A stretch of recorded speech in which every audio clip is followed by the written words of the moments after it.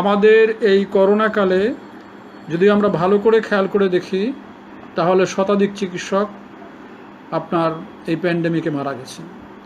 আমরা তাদের প্রতি গভীর শ্রদ্ধা জানিয়ে আমি আমাদের বক্তব্য শুরু করছি। হিস্ট্রি টেকিং অ্যাপারেন্টলি মনে হয় যে এটা খুব গুরুত্বপূর্ণ কোনো বিষয় না, কিন্তু বাস্তবে যদি আমরা হিসাব করি তাহলে it has lot of importance.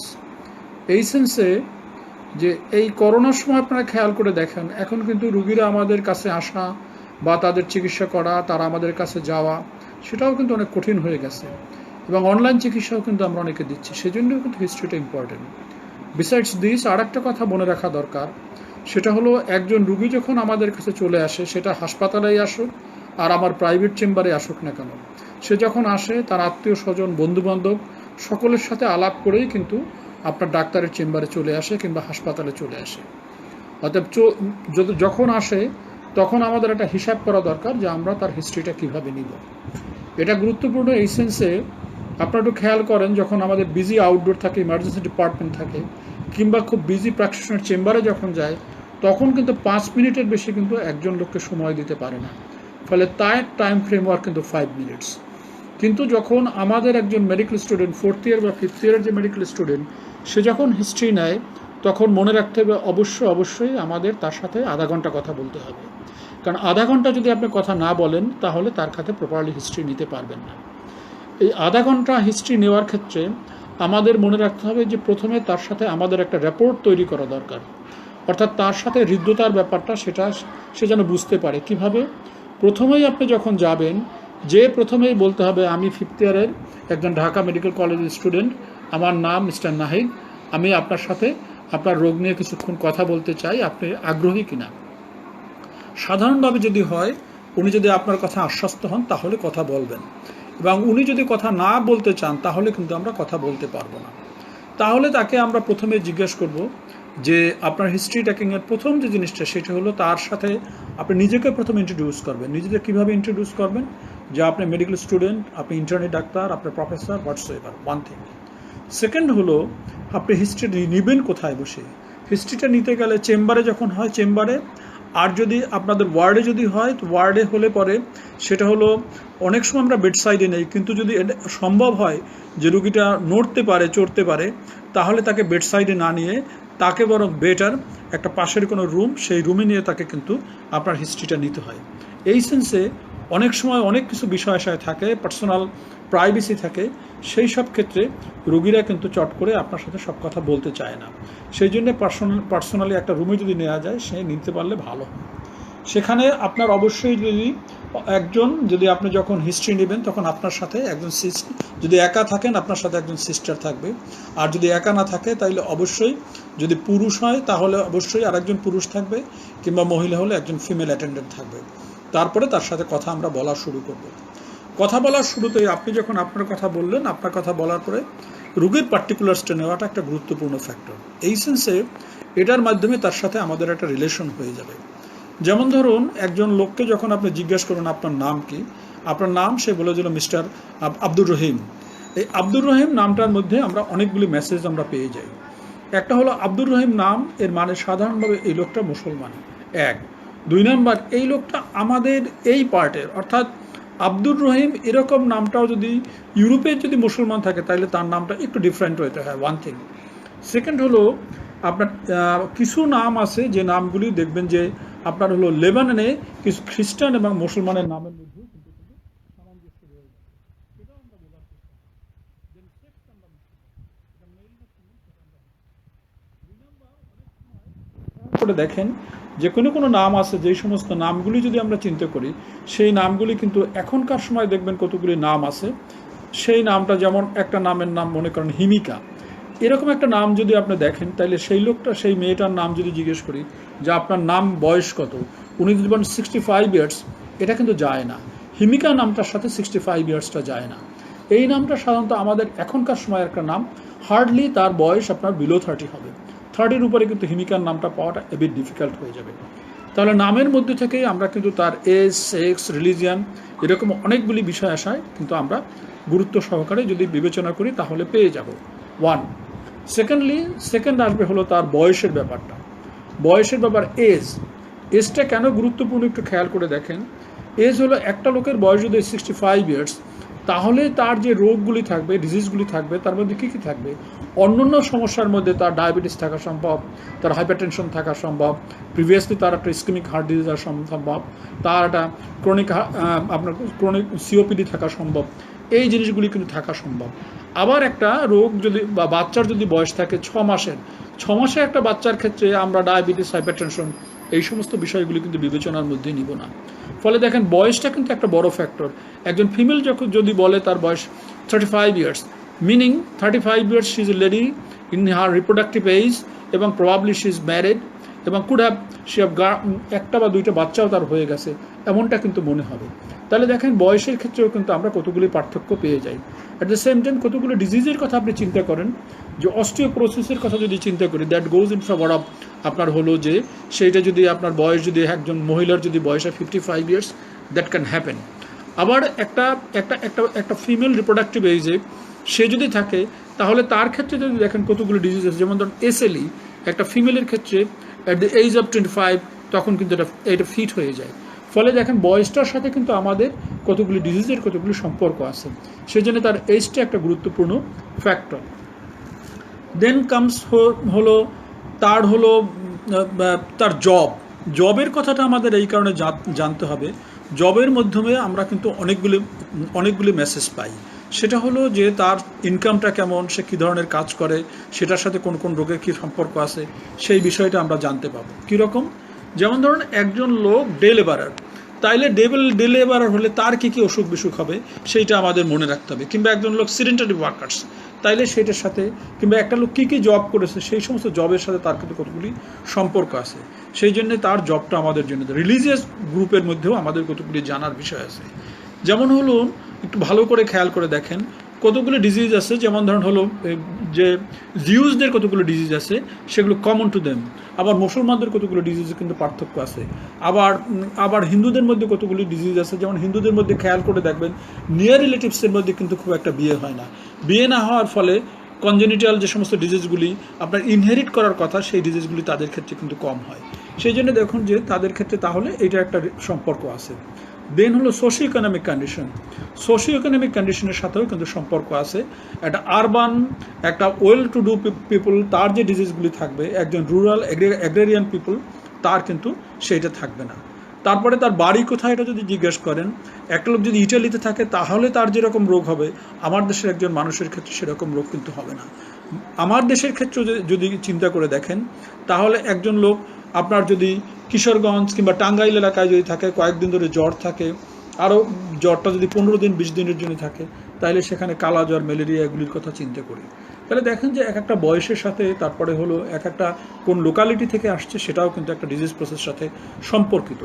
তাহলে এই পার্টিকুলার্সটা আমরা অনেক সময় মনে করি যে এইগুলি নেওয়া কিন্তু খুব গুরুত্বপূর্ণ বিষয় না, কিন্তু খুব গুরুত্বপূর্ণ বিষয় কিন্তু থাকছে, কিন্তু তার এখানে এই জিনিসগুলি থাকতে আছে।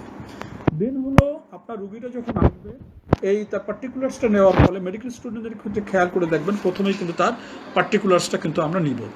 পার্টিকুলার্সটা নেওয়ার পরে তারপরে কেন সে আসছে এই কথাটা তার কাছ থেকে শুনতে চাইতে হবে। এই কথাটা শোনার ক্ষেত্রে মনে রাখতে হবে, আমরা যখন জিজ্ঞেস করবো আপনি কেন আমার চেম্বারে আসছেন বা কেন হাসপাতালে আসছেন, এই কথাটা আমরা যখন বলবো, ইনিশিয়ালি তাকে কিছু কথা বলতে দিতে হবে। কারণ তাকে যদি আপনি কিছু কথা বলতে দেন, তাহলে সে তার মতো করে কিছু কথা বলবে। এখানে মনে রাখা দরকার, একজন রুগী যখন আমাদের হাসপাতালে কিন্তু ডাক্তারের চেম্বারে চলে এসছে, সে বাই দিস টাইম দেখবেন যে অনেকের সাথে কথা বলে চলে আসছে। সেই জন্য সেও কিন্তু কিছু কথা, কোনটা গুরুত্বপূর্ণ না, সেভাবে কিন্তু গুছিয়ে বলার চেষ্টা করবে। বাই দিস টাইম আপনি যে জিনিসটা দেখবেন, সেটা হল তার কাছে যদি কোনো প্রেসক্রিপশন বা অন্য কোনো মেডিকেল রেকর্ডস যদি থাকে, সেইটা ইউ ক্যান গো থ্রু। তাহলে আপনার কিন্তু আর্লি প্রপার জায়গায় আপনি যেতে পারবেন। তো গেলে পরে এই পার্টিকুলার্সটা যাওয়ার পরে তারপরে সে যখন কথা বলবে, অনেক সময় যেমন ধরেন আমাদের দেশে কতগুলি হ্যাবিট আছে, কথা বলার সময় আমরা ইররিলেভেন্ট কিছু কথাবার্তা বলি, রুগীদের ক্ষেত্রেও বলে। সেই জিনিসগুলি সবগুলোই যদি তাকে কথা বলতে দিতে চান, তাহলে কিন্তু আপনি হিস্ট্রিটা নিতে পারবেন না। সেই জন্য হিস্ট্রি নিতে গেলে হয়তো মাঝখানে একটু ইন্টারফেয়ার করা লাগতে পারে। যেমন সে যদি বলে যে আমি আপনার কাছে হলো যে সে ফর ইনস্ট্যান্স সে বললো যে আপনার কাছে বুকে ব্যথা নিয়ে চলে আসছি, তাইলে তখন আমাকে তাকে জিজ্ঞেস করতে বুকের কোন জায়গাটায় আপনার ব্যথা, ওপেন একটা কোয়েশ্চেন।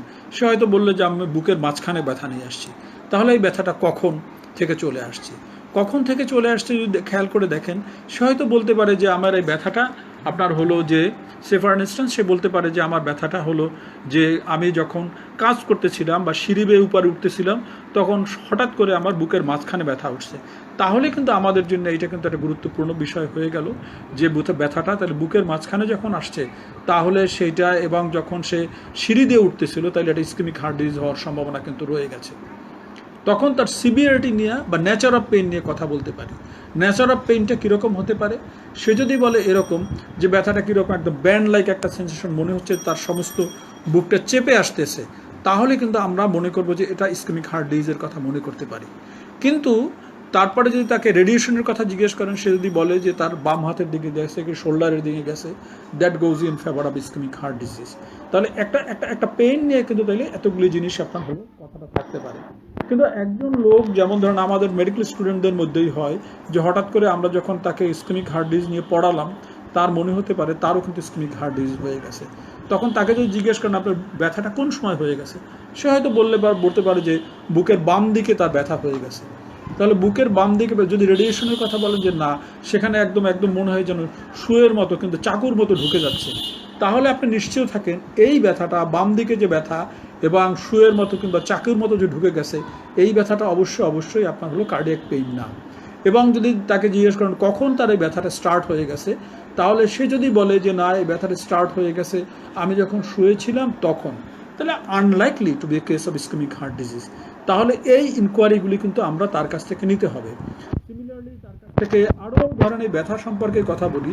যেমন ধরেন একজন রুগী যদি আপনার কাছে এসে কথা বলে, যে আপনি তাকে যদি জিজ্ঞেস করেন আপনার যে ব্যথাটা বুকের ঠিক কোন জায়গায়, সে বলে যে বুকের এই যে একদম এই ডান দিকে একটু কেমন ব্যথা মতো হয়েছিল, বা একদম সোজা আপনার হলো পেটের জাস্ট একটু উপরের পেটের দিকে ব্যথা হয়েছিল, তারপরে কোথায় বলে যে এটা হলো আপনার ডান কাঁধের দিকে চলে গেছে। তো এর পরেই আপনি জিজ্ঞেস করতে পারেন যে আপনি কোনো কি এই যে ব্যথাটা কখন শুরু হয়ে গেল, তখন যদি যে বলে যে না ব্যথাটা যখন শুরু হয়ে গেছে এই রাতের বেলা শুরু হয়ে গেছে, তো রাতে আপনি কি করতেছিলেন, যে না তেমন কিছু না, তো জিজ্ঞেস করতে পারেন কোনো খাওয়া দাওয়া করেছেন কিনা, সে যদি বলে যে না আমি একটু ওই তো রাতের খাবার খেয়েছি তারপরে ব্যথাটা হয়ে গেছে, তখন আপনি জিজ্ঞেস করতে পারেন যে রাতের যে খাবারটা খেলেন সেই খাবারটা কী ছিল। তো বলে হ্যাঁ ওই যে আমার আত্মীয় স্বজনরা আসছিল তখন একটু পোলাও, কিছু মাংস, গরুর মাংস ছিল, এগুলি খেয়ে ব্যথাটা হয়ে গেছে। এখন you look at the man, যদি দেখেন যে লোকটা একটু মোটাসোটা হয়, ফিমেল পেশেন্ট যদি হয়, এবং যদি দেখে মনে হয় যে তার মিডল এজড একটা লেডি, তার 3-4টা বাচ্চা হওয়া সম্ভব, এরকম যদি মনে হয় এবং এরকম যদি একটা পেইন কমপ্লেন করে, তাহলে আমরা কিন্তু এই ব্যথাটাকে দেখে আমরা কিন্তু মনে করতে পারি যে তার এই ব্যথাটা হয়তো একটা কলিসিস্টাইটিসের পেইন হতে পারে।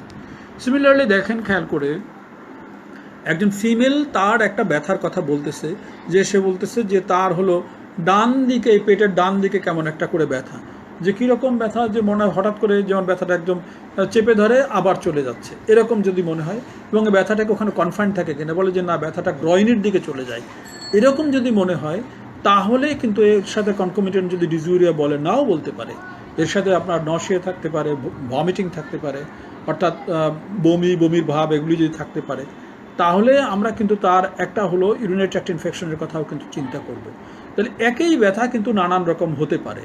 যেমন ধরুন যে আমাদের যদি ইয়েটা হয়, একজন ফিমেল, মনে করেন 32 ইয়ার্সের একজন ফিমেল, সে এসে যদি আমাদের কাছে, আপনার ডাক্তার সাহেবের কাছে সে যদি বলে যে স্যার আমার হাতে তো খুব প্রচণ্ড ব্যথা হয়, হাত দিয়ে কোনো কাজই করতে পারি না, তাহলে আমরা তাকে জিজ্ঞেস করবো যে এই আপনার যে ব্যথাটা হচ্ছে এটা কখন হয়, সকালে হয় না রাতে হয়। যদি উনি বলেন যে না সকালবেলা ঘুম থেকে উঠলে একটু ব্যথাটা হয়ে যায়, তাহলে সকালবেলা ঘুম থেকে যদি একটু ব্যথা হয়, তাহলে এটা আমাদের জন্য একটু গুরুত্বপূর্ণ হয়ে গেল। তখন আপনি জিজ্ঞেস করতে পারেন যে ব্যথাটা যখন হয় এর সাথে আর কোনো কিছু থাকে কিনা, আপনি স্বাভাবিক কাজকর্ম করতে পারেন কিনা। সে যদি বলে না সকালবেলা যখন আমি ঘুম থেকে উঠি তখন যে ব্যথাটা থাকে, সেই সময় আমি কিন্তু আমার স্বাভাবিক যে কাজকর্মগুলি সেই কাজকর্মগুলি করা, মানে যেমন ধরেন আপনার হলো এই যে বোতামটা, যে ব্লাউজের বোতামটা যে লাগাইতে যাব সেটাও ঠিক মতো লাগাইতে পারি না, তো তাইলেই বুঝতে হবে যে কতক্ষণ পরে পারেন। বলে যে না, এরকম হাত পা একটু নাড়ানাড়ি করতে থাকি, নাড়ানাড়ি করতে পারলে এই 20 মিনিট আধা ঘন্টা যদি যায়, তখন আমি মোটামুটি স্বাভাবিকভাবে কাজ করতে পারি। তাহলে এই ব্যথাটা যদি আপনি চিন্তা করেন, আমরা মর্নিংয়ে যদি থাকে ব্যথা, স্টিফনেস যদি থাকে, কনকমিটেন্ট যদি সে একটু জ্বরের কথাও যদি বলে, তাহলে এবং যদি বলে যে না, যে যে জায়গাগুলিতে ব্যথা হয় সেই জায়গাগুলি কেমন ফুলে ফুলে যাচ্ছে, মোটা হয়ে যাচ্ছে, জয়েন্টগুলি দেখেন যে দেখাও যাচ্ছে অবভিয়াসলি ফোলা, সে যদি সেরকম কোনো কমপ্লেন করেন, তাইলে এটাকে আমরা বলি একটা ইনফ্লামেটরি আর্থ্রাইটিস হতে পারে।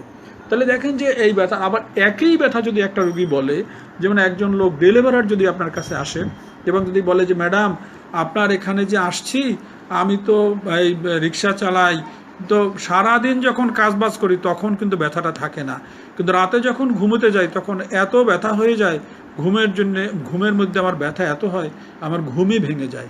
তার মানে হলো, একটু খেয়াল করে দেখেন, এই লোকটার ব্যথাটা তার হলো কাজ করতে করতে আফটার দ্য ওয়ার্ক। তাইলে একজনের যে মহিলার কথা আপনি বললেন প্রথমে, সেই মহিলার ব্যথাটা হচ্ছে আপনার ইনঅ্যাক্টিভিটি, আর এর ব্যথাটা হচ্ছে আপনার অ্যাক্টিভিটি। তাহলে দুইটার মধ্যে কিন্তু পার্থক্য হয়ে গেল।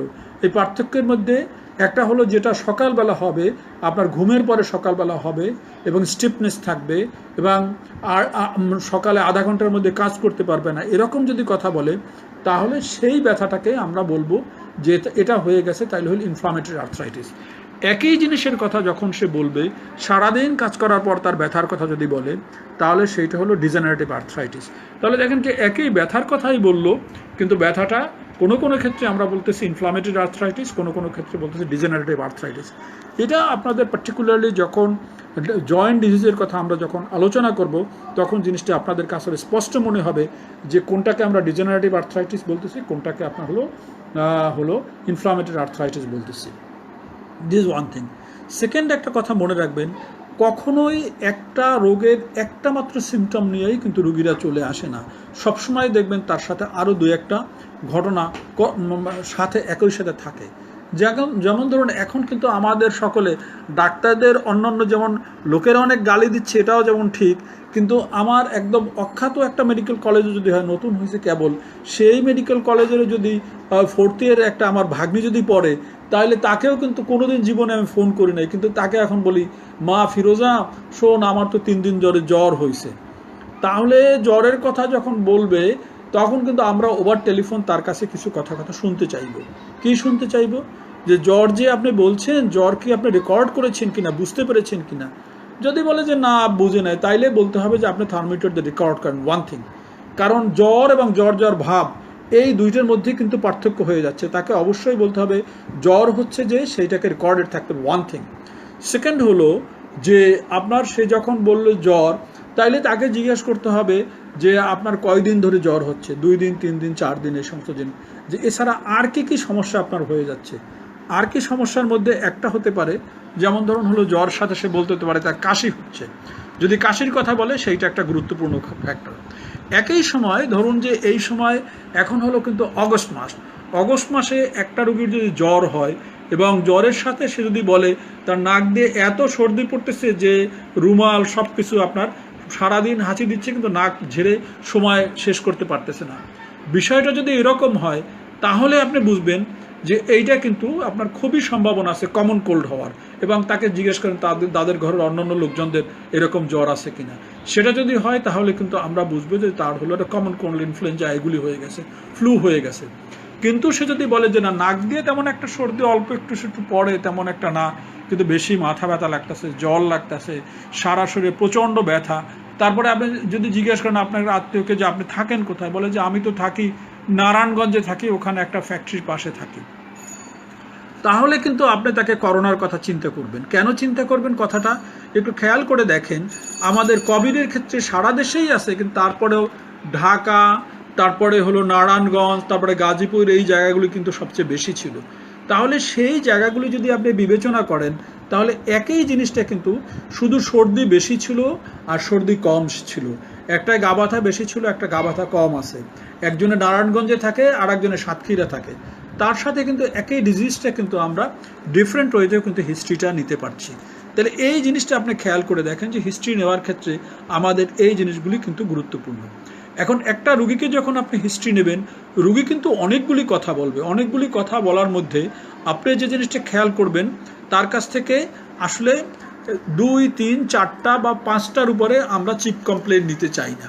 চিপ কমপ্লেন কথাটা এরকম, রুগী হয়তো অনেক কথা বলতে চাইবে, আপনি অনেক কথা শুনবেনও, কিন্তু তার মাঝখানে তাকে একটু ইন্টারফেয়ার করবেন যে আচ্ছা যে চাষি আপনার তো জ্বর আছে, কাশি আছে, আর কি আছে, আর মাথা ব্যথা আছে, আর কাশি সর্দি আছে, বলছে না সর্দি তেমন একটা নাই, আর কিছু আছে, গা ব্যথা। তাহলে তার কমপ্লেন হয়ে গেল কিন্তু 4টা, জ্বর, তারপর হলো মাথা ব্যথা, কাশি, এরকম 3টে 4টা কমপ্লেন হয়ে গেল। এখন সেইটার ভিত্তিতে কিন্তু আমরা তখন ইলাবোরেশনে চলে যাব। তাহলে আপনি এইটাকে বলি আমরা চিপ কমপ্লেন।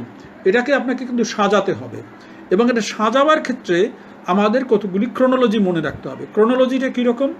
যেমন ধরুন ডিউরেশন অফ দ্য ডিজিজের ক্ষেত্রে, যেমন করোনার ক্ষেত্রে, তাইলে আপনার কয়দিন ধরে, সে বললো যে 4 দিন ধরে জ্বর, তো যেদিন সকাল থেকে জ্বর আসছে ওই দিন শুধু জ্বর আর গায়ে ব্যথা ছিল, আর সন্ধ্যা থেকে দেখি বেশ হাসি আসতেছে, আর পরদিন সকাল থেকে আমার বেশ কাশি আসতেছে।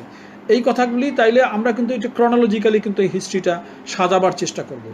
কিন্তু একটা রুগী যেমন ধরুন যে আপনাকে বলার ক্ষেত্রে যদি বলে তার বুকে প্রচণ্ড ব্যথা নিয়ে শুরু হয়েছে, তাহলে অন্য সে যা কিছুই বলুক না কেন, ডিজিজের গ্রাভিটির জন্য, হিস্ট্রির গ্রাভিটির জন্য আমরা যদি খেয়াল করি, তাহলে চেস্ট পেইনটা হলো সবচেয়ে কিন্তু ইম্পর্ট্যান্ট অ্যাসপেক্ট হিসাবে সে কিন্তু বলে ফেললো। তাহলে সে যখন চেস্ট পেইনটাকে গুরুত্ব দিয়ে বললো, তাহলে ডিজিজের গ্রাভিটি অনুসারে সেই জিনিসটা কিন্তু আমরা তখন কিন্তু আমরা সাথে করে নিয়ে যাব। এখন এই হিস্ট্রি টেকিংয়ের ক্ষেত্রে আমি যখন স্টুডেন্টদের সামনাসামনি পড়িয়েছি তখনও কথাটা বলতাম, আজকেও আপনাদের একটা কথা বলি। হিস্ট্রি নেওয়ার ক্ষেত্রে বা হিস্ট্রি রিপ্রোডিউস করার ক্ষেত্রে আপনারা একটা খেয়াল করে দেখেন, আমাদের সকলে যদি আপনারা খেয়াল করেন, একই জিনিস, ধরেন ছেলে মেয়েদের যে লাভ স্টোরির কথা আমরা চিন্তা করি, এই একই কথা কিন্তু পৃথিবীতে এই পর্যন্ত হাজার হাজার লোকেরা কিন্তু শিল্পের সাহিত্যের ক্ষেত্রে লিপিবদ্ধ করা হয়ে গেছে।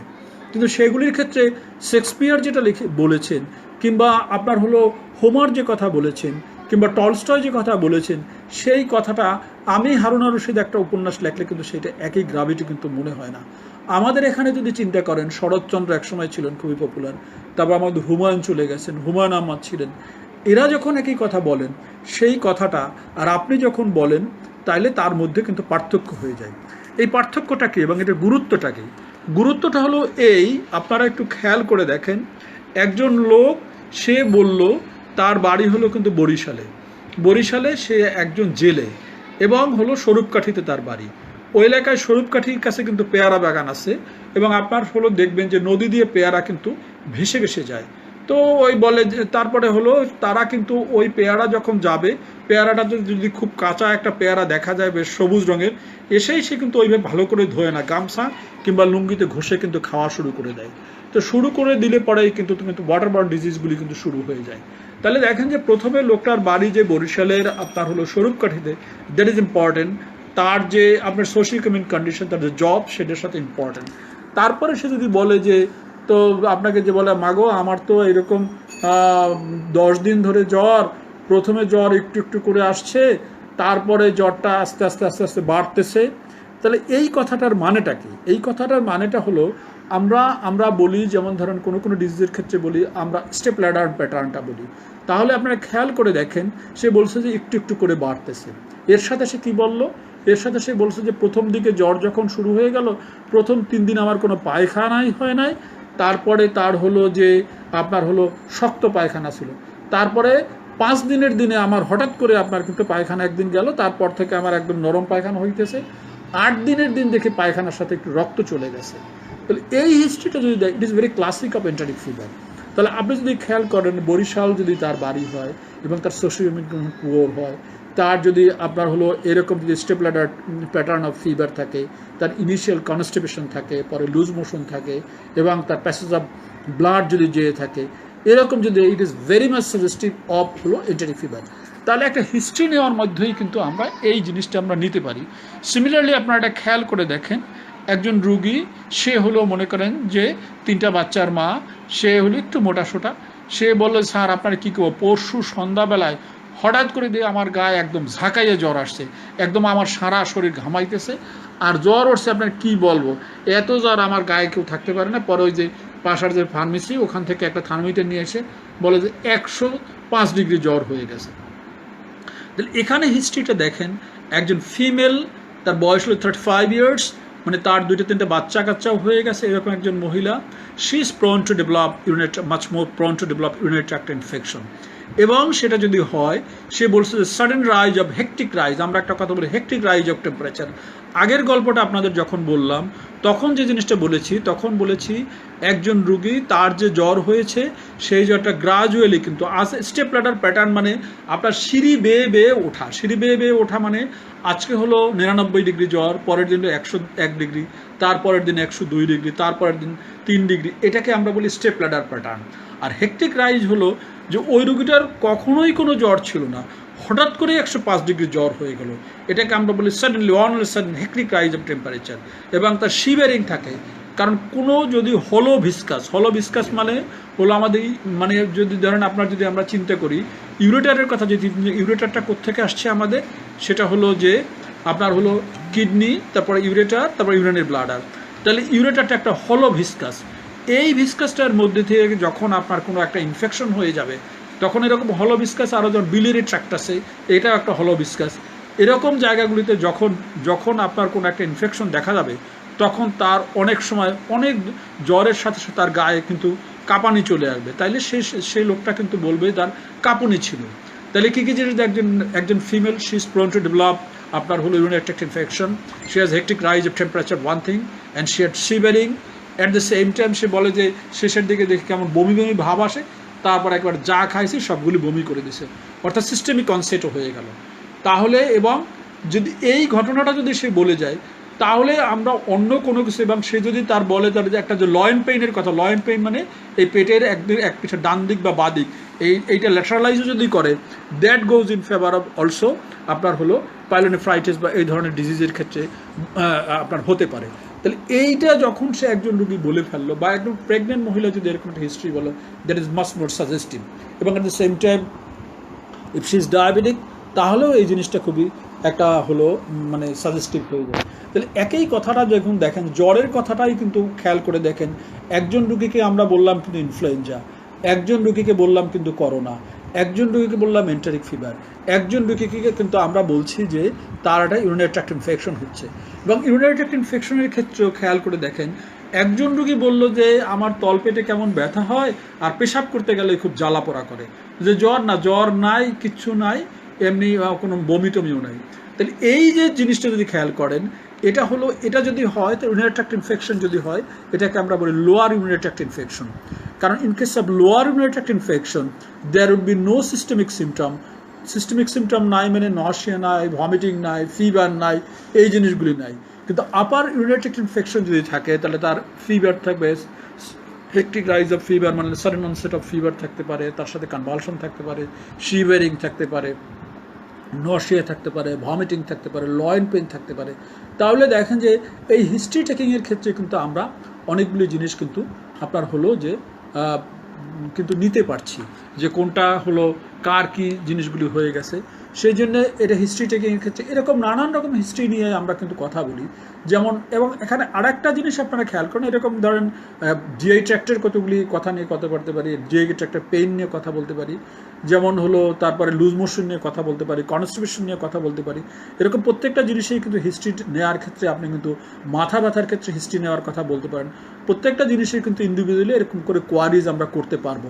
সেই জিনিসগুলি তার সাথে কনকমিনেন্ট ওয়েট লস আছে কিনা, ওয়েট লসের কীরকম, যেমন একজন রুগী আপনাকে বললো যে আমার এরকম 1 মাস ধরে জ্বর আছে, তো 1 মাস ধরে জ্বর আসে, পরে আপনি তাকে যদি জিজ্ঞেস করেন যে আপনার 1 মাস আগে ওজন কত ছিল, সে বলবে যে আমার তো ওজন এই যে গত 5 বছর ধরে 65 কেজি, তো এখন ওজন কত, বলে এখনও তো 65 কেজি আছে। তাহলে একটু খেয়াল করে দেখেন, 1 মাস ধরে একজন রুগীর জ্বর আছে এবং তার ওজন without any loss of weight, তাহলে এটা কখনোই বিশ্বাসযোগ্য কোনো বিষয় না। বিশ্বাসযোগ্য না এই সেন্সে, 1 মাস ধরে যদি তার জ্বর থাকে অবশ্যই there be loss of weight. তার মানে হলো এই কথাটার মধ্যে বিশ্বাসযোগ্যতা কিন্তু আমরা কিন্তু ঠিকমতো পাইনি। সিমিলারলি এটা অন্য ক্ষেত্রেও যদি আমরা হয়, সেক্ষেত্রেও আপনারা বিবেচনায় নিতে পারেন যে কীরকম। যেমন ধরুন হলো যে এটা হলো যে একজন বলল যে একটা মনে করেন সে 25 ইয়ার্স একটা ফিমেল, সে বললো একদম বুকে ব্যথায় মরে যাচ্ছে, শ্বাসকষ্টে মরে যাচ্ছে, আপনার আসলে আমাদের কাছে কনভিন্সিং মনে হচ্ছে না। তাহলে এইটাকে আমরা বলি সোমাটাইজেশন। সোমাটাইজেশনটা কি? আসলে তার এক্স্যাক্টলি ওই ডিজিজটা নাই, কিন্তু সেটা সে বলার চেষ্টা করতেছে। এটা বোঝার কেন দরকার, বা আমাদের হিস্ট্রি টেকিংয়ের ক্ষেত্রে এই জিনিসটা কেন আমাদের কাছে গুরুত্বপূর্ণ, সেটা হলো আপনি যখন ইমার্জেন্সি ডিপার্টমেন্টে বসে থাকেন, চেস্ট পেন নিয়ে কিন্তু আপনার কাছে দুইজন রোগী চলে আসলো। একজন রোগী মেল, আপনার হলো 55 ইয়ার্স, এবং তার হলো হাইপারটেনসিভ পেশেন্ট, কনকমিনেন্ট ডায়াবেটিক আছে কি না সেরকম একটা রোগী থাকতে পারে। তার ক্ষেত্রে যদি আপনার চেস্ট পেন নিয়ে চলে আসে, তার সাথে ডিসনিয়া যদি থাকে, তারপরে দেখেন যে তার ভালো করে এক্সামিন করেও যদি আমরা দেখি তার ব্লাড প্রেশার নাই, এখন অনেক কমে গেছে, এইটা সাজেস্টিভ। কারণ একজন ইয়াং ফিমেল সে চেস্ট পেন নিয়ে চলে আসছে, একবার লাফ দিচ্ছে, একবার উঠতেছে, একবার বসতেছে, এ করতেছে সে করতেছে, তাহলে সেইটা কিন্তু এখানে কিন্তু যে মেবি সোমাটাইজেশন হয়ে যাচ্ছে, সেই জিনিসগুলিও কিন্তু আমাদের বিবেচনার মধ্যে নিতে হবে। সেটাও কিন্তু আমাদের বোঝা দরকার আমরা কি করছি না করছি, এবং সেই জন্যে আমরা কিন্তু এই জিনিসগুলিকে কিন্তু আপনার গুরুত্ব সহকারে বিবেচনা করতে হবে। 2 নম্বর হলো তাকে যে তার এইটা নেওয়ার সাথে সাথে হিস্ট্রি টেকিংয়ের ক্ষেত্রে এইটা হিস্ট্রি অফ প্রেজেন্ট ইলনেসের আমরা যে কথা বললাম সেইটা। এখন তারপরে আপনি কি history of past illness, past ইলনেসটা কেন নেবেন? পাস্ট ইলনেসটা গুরুত্বপূর্ণ এই সেন্সে, হিস্ট্রি অফ পাস্ট ইলনেস যদি নেই, এখনকার ডিজিজের সাথে একটা সম্পর্ক থাকতে পারে। কীরকম সম্পর্ক থাকতে পারে? যেমন ধরুন একজন রুগী যদি আপনার কাছে মনে হচ্ছে যে একটা, সে বলছে যে আপনাকে, সে বললে যে বাবা আমার পেটটা কেমন ফুলে যাচ্ছে, এবং আপনি দেখতেও পাচ্ছেন পেটটা ফুলে যাচ্ছে, তো এই রুগীটাকে যদি আপনি পাস্ট হিস্ট্রির কথা জিজ্ঞেস করেন যে আচ্ছা বাবা আপনার কখনো জীবনে কখনো জন্ডিস হয়েছে কিনা, তো সে যদি বলে যে হ্যাঁ আমার তো এরকম জন্ডিস হয়েছে, যে কী রকম জন্ডিস, তো আমাদের দেশের একটা লোকজন, বেশি গ্রাম অঞ্চলের লোকজনদের আপনি যখনই জিজ্ঞেস করবেন আপনার জন্ডিস হয়েছে কিনা, হ্যাঁ বলবে হ্যাঁ আমার তো জন্ডিস হয়েছে। তো কী রকম জন্ডিস? ওই তো মাইট্রে জন্ডিস হয়েছে, 3 দিন ছিল, 3 দিন পরে আমি ভালো হয়ে গেছি। বেসিক্যালি মাইট্রে জন্ডিস বলে কোনো টার্ম কিন্তু আসলে কিন্তু মেডিকেল টার্ম নাই, এটা আমাদের গ্রাম অঞ্চলের লোকজনরা বলে, সেই জন্য আপনাকে রুল আউট করতে হবে। কিন্তু যদি সে বলে যে হ্যাঁ আমার এরকম চোখ হলুদ হয়ে গেছিলো, তো আপনি তখন জিজ্ঞেস করবেন যে আপনার যে হলুদ হয়েছে এই কথাটা কে বলছে? আত্মীয় স্বজনরা বলছে হ্যাঁ আমার মা বলছে, অন্যরা বলছে। ডাক্তার কাছে গিয়েছিলেন? বলে যে হ্যাঁ ডাক্তারের কাছে গিয়েছিলাম। তো কয়দিন ছিল? বলে যে এরকম তো প্রায় 1 মাস ধরে আমি জন্ডিসে, তো 1 মাস পরে ভালো হয়ে গেছি, 3 দিন হাসপাতালেও ছিলাম। তাইলে এই জন্ডিসটা কিন্তু হিস্ট্রিটা আপনার কাছে মনে হবে যে গুরুত্বপূর্ণ। কিন্তু একজন রোগী যদি বলে যে আমার জন্ডিস হলে 3 দিনে ভালো হয়ে গেছি, এইটা কিন্তু কোনো হিস্ট্রি হলো না। জন্ডিস একটা রোগ, সেইটা 3 দিনে ভালো হয়ে গেছে, এটা হওয়ার কিন্তু কোনো বিধান নাই। তাহলে বুঝতে হবে যে তার এখন যে পেট ফোলার সাথে তার ওইটার কোনো সম্পর্ক নাই। তাহলে গুরুত্বটা কি? পেট ফোলার সাথে যদি পাস্ট হিস্ট্রি অফ জন্ডিসটা যদি থেকে থাকে, তাহলে কিন্তু আমাদের এটা সিরোসিসের কথা চিন্তা করব। কিন্তু যদি এটা না থাকে, তাহলে অন্য জিনিসগুলি আমরা কিন্তু বিবেচনার মধ্যে নিয়ে আসবো। কীরকম করে নিয়ে আসবো? যেমন ধরুন একটা হলো কীরকম, যে ওই রুগীটাই যদি বলে যে আমার তো এখন পেট ফুলে যাচ্ছে, কিন্তু বছরখানেক আগে যেটা হয়েছিল আমার একবার হলো আপনার এরকম প্রচণ্ড বুকে ব্যথা হয়েছিল, তারপরে আমি সরওয়ার্দী হাসপাতাল ভর্তি হয়েছিলাম, তো ওই ডাক্তার সাহেবরা কী ঔষধ দিল, তারপরে তারা এনজিওগ্রাফি করে আমাকে বলছে আমার হার্টে বড় কি হয়েছে, অসুখ হয়েছে, তারপরে কি একটা স্টেন্ট না কি বলে সেটাও নাকি আমাকে লাগিয়ে দিয়েছে। এটা যদি এই রুগীটা বলে, তার মানে তার ডেফিনিট দ্যার ইজ হিস্ট্রি, তার কিন্তু একটা ইসকেমিক হার্ট ডিজিজের কিন্তু হিস্ট্রি আছে। তাহলে এই রোগীটার যদি ইসকেমিক হার্ট ডিজিজের একটা সম্পর্ক থাকে, তার সাথে যদি পেট ফুলে যাচ্ছে, তাহলে আমরা কিন্তু তখন এই রোগীটার ক্ষেত্রে কিন্তু আমরা মনে করবো যে কনজেস্টিভ হার্ট ফেলিউর হতে পারে। সেই জিনিসগুলি কিন্তু আমরা বিবেচনার মধ্যে নিয়ে আসবো। তাহলে দেখেন যে একই রোগীর যে ব্যথা হচ্ছে, পেট ফুলে যাচ্ছে, তার সাথে পেছনের হিস্ট্রিগুলির কিন্তু একটা সম্পর্ক আছে। দেন হলো আপনার হলো যে তার ড্রাগ হিস্ট্রিটা কীরকম? যেমন ধরুন একটা রুগী বলতেছে যে আমার হলো হাইপারটেনশন আছে 5 বছর ধরে, তো কী ঔষধ খান? বলে যে না আমি তো ওই যে একটা ভিটামিন ঔষধ খাই। তাইলে একটা রুগী যদি হাইপারটেনশন থাকে, তাইলে সে ভিটামিন ঔষধে আসলে কিভাবে ভালো হয়ে যাবে? সেটা হওয়ার কিন্তু কোনো বিধান নাই। কিংবা আমাদের যেমন একটা রোগীদের যদি আপনি জিজ্ঞেস করেন যে আপনাকে, হ্যাঁ আমার তো ডায়াবেটিস আছে, যে কীরকম? আমার তো 5 পয়েন্ট আছে। তো 5 পয়েন্ট মানে কি, ধরেন ব্লাড সুগার হলো 5 ছিল, ডাজন্ট মিন ইটস ডায়াবেটিক, কিন্তু সে কিন্তু ধরে বসে থাকে এটা তার কিন্তু ডায়াবেটিক ছিল। তাহলে এই জিনিসটাও কিন্তু আপনার হলো যে তার কথাটা কিন্তু গুরুত্বপূর্ণ বিষয় হিসাবে কিন্তু চলে আসছে না, কিন্তু আসতেছে না, সেই কথাটা আমাদের মাথায় রাখতে হবে। 2 নম্বর হলো পার্সোনাল হিস্ট্রি। পার্সোনাল হিস্ট্রিটা কীরকম, যেমন ধরুন আমাদের এখানে একজন রুগী চলে আসলো, সে ফর ইনস্ট্যান্স ক্রনিক কাফ, যে এরকম বছরে 2বার 3বার কাশি নিয়ে চলে আসতেছে। তো তখন যদি আপনি তাকে জিজ্ঞেস করেন যে আপনার যে কাশিটা চলছে, তো আপনি কখনো সিগারেট খেয়েছেন কিনা, বলে যে মাগো আমি তো গত সিগারেট খান। কীরকম সিগারেট খান, যে আমি তো আপনার হলো যে প্রত্যেক দিন এরকম, আগে তো 1 প্যাকেট করে বিড়ি খাইতাম, এবং কত বছর, প্রায় 25-30 বছর ধরে সিগারেট খাই। তাইলে একজন ক্রনিক স্মোকার এবং সে আপনার কাছে ক্রনিক কাপ নিয়ে চলে আসছে, তাহলে that goes in favour of হলো আপনার হলো সিওপিডি। তাহলে দেখেন যে একটা হিস্ট্রিটা, তার যে পার্সোনাল হিস্ট্রি, সেইটা কিন্তু গুরুত্বপূর্ণ হিসাবে চলে আসে। তারপরে হলো যে আমরা ফিমেলের ক্ষেত্রে যখন চিন্তা করব, ফিমেলের ক্ষেত্রে তার মিনস্ট্রুয়াল হিস্ট্রিটা খুব গুরুত্বপূর্ণ হিস্ট্রি, সেটা কিন্তু আমাদের নিতে হবে। কেন নিতে হবে? প্রথম কথা হলো তার লাস্ট যে পিরিয়ড হয়েছে সেটা খুব গুরুত্বপূর্ণ। 2 নম্বর পিরিয়ডের নেচারটা কি, ফ্লো কীরকম, এই জিনিসগুলো আমাদের জানতে হবে। কেন জানতে হবে সেটার একটা কথা বলি। যেমন ধরুন একজন রুগী যদি মনে করুন যে রিপ্রোডাক্টিভ এজে থাকে, ফিমেল পেশেন্ট, তাহলে তার চেস্ট পেন হয়েছে, এটা আপনার হলো ইসকেমিক হার্ট ডিজিজ হওয়ার সম্ভাবনা প্রায় নাই বললেই চলে। কিন্তু সেম পেশেন্ট তার যদি মনে করেন যে বলে যে না আমার তো বাবা আমার তো এখন বয়স 55 মতো হয়ে গেছে, মাসিক তো গত এই 9-10 বছর ধরে কিন্তু মাসিকই হয় না, তাহলে she is an equal candidate for development of the ischaemic heart disease. তাহলে সেই জন্য তার কাছে কিন্তু আপনার এই হিস্ট্রিটা নিতে হবে।